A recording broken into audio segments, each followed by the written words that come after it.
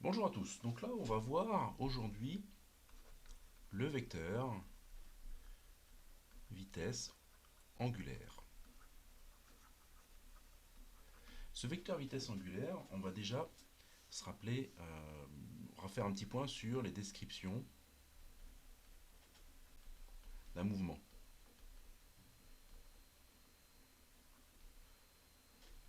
Donc pour ça on va se dessiner rapidement un repère orthonormé direct, et ici on a x, y et z.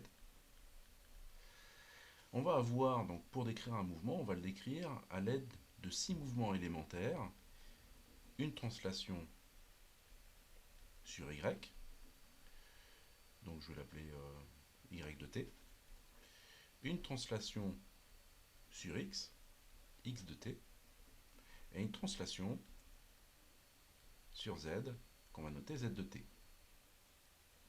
Donc là j'en ai 3, donc je vais avoir 3 translations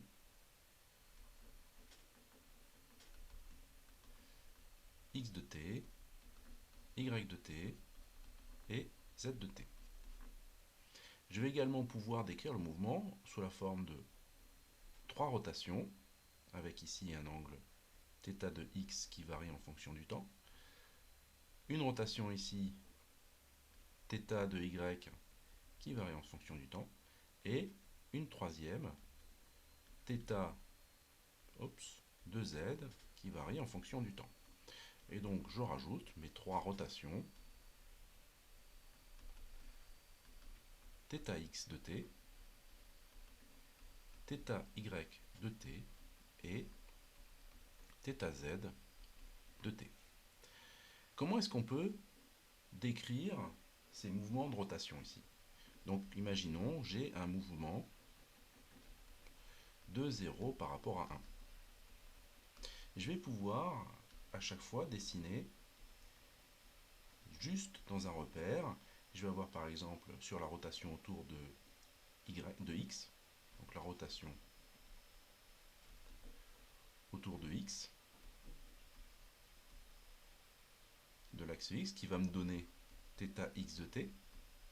Et bien dans ces cas-là, j'aurai y0, j'aurai mon z0, et je tourne. Ici, on va changer de couleur. Tac. Avec un y1 qui sera ici, et mon z1 qui est là.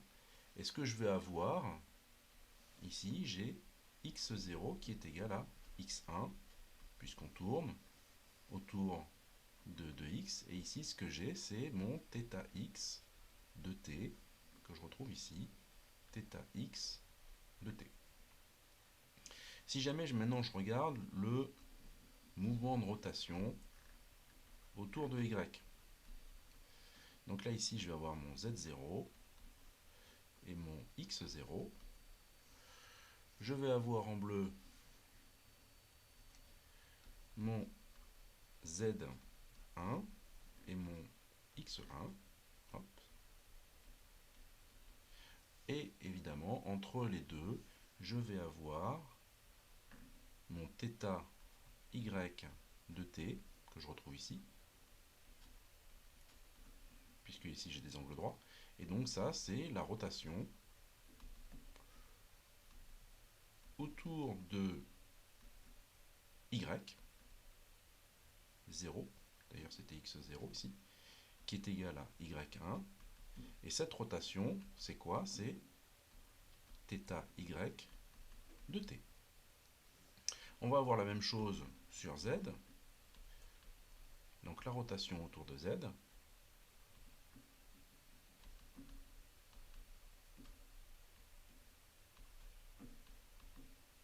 0 qui est égal à z1. Cette rotation, c'est θz de t. Et donc ici, je vais avoir mon x0, mon y0, et je vais avoir mon repère 1 avec mon x1 et mon y1. Avec ici mon θz de t et ici mon θz de t également. Donc ces figures, il faut bien les connaître et il faudra faire attention à ce que les repères soient toujours comme ça. C'est-à-dire que si jamais on regarde la rotation autour de x, il faut que ce soit y et z. Si jamais c'est la rotation autour de y, ce sera z et x. Et la rotation autour de z, ce sera x et y, dans ce sens-là.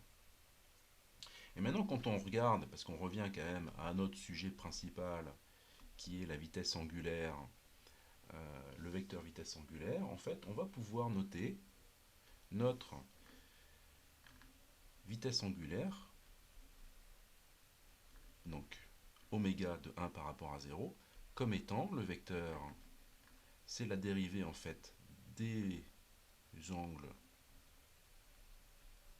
θx de t, θy prime de t et θz prime de t.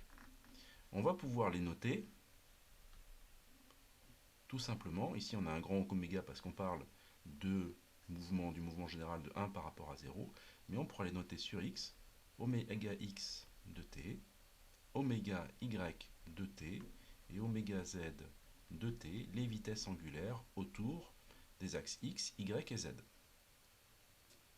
Juste pour expliquer, bien sûr, enfin, j'oublie de le dire, l'unité qu'on a ici, c'est des radians par seconde. D'où est-ce qu'il vient ce radian par seconde? C'est parce que ce oméga de 1 par rapport à 0, c'est égal à la dérivée par rapport au temps de notre angle θ de t, et donc avec θ de t qui est égal à θx, θy et θz. Voilà. Donc j'espère que ça vous a aidé. N'hésitez pas à poser des questions quand on se voit, ou alors directement sur les groupes de discussion.